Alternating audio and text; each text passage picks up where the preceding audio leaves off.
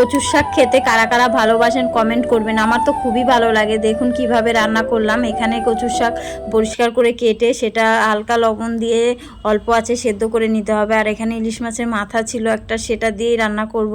আর দেখুন ফোড়নে শুকনো লঙ্কা, জিরে আর তেজপাতা দিয়ে দিলাম, আর তারপর কাঁচা লঙ্কাও দিয়ে দিয়েছি, পরিমাণ মতো হলুদও দিয়ে দিলাম। আর এখানে দেখুন যেটা সেদ্ধ করে রেখেছিলাম কচুর শাকটা, সেটা দিয়ে ভালো করে নেড়ে চেড়ে নেব। আর ছোলাটা আমি আগের দিন ভিজিয়ে রেখেছিলাম, সেটা সিদ্ধ করতে দিয়ে দিয়েছি। ছোলা আর বাদাম, সাথে আছে ডাল দিয়েও করা যায়, ডালের বড়া দিয়ে আমি এইভাবেই করলাম।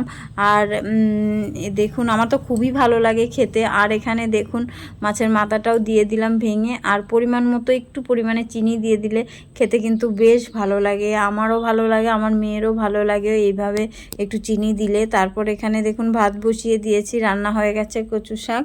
আর এখানে বেড়ে নিয়েছি, আমার শাশুড়ি মাকে একটু দিলাম আর একটু আমাদের জন্য রাখলাম। এইটুকুই আজকের মতো। টাটা, সবাই ভালো থাকবেন, সুস্থ থাকবেন।